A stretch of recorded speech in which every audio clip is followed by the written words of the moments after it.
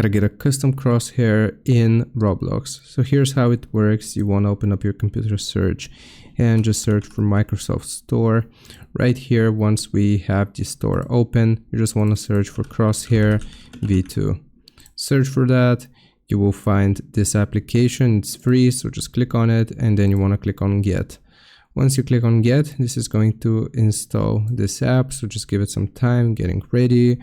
Alright, so just give it some time here to install. I'm gonna come back once this has installed. Alright, so now that we have the app installed, you will just click on open and it's gonna look a little something like this. Now, right here, you can play any game that you want. So I just have this game open. And as you can see, my cursor has changed, or my crosshair. So if you wanna change the color, you will press Z. And as you can see, this changes the color. If you want to change the shape, you will press X like so, and it changes the crosshair shape.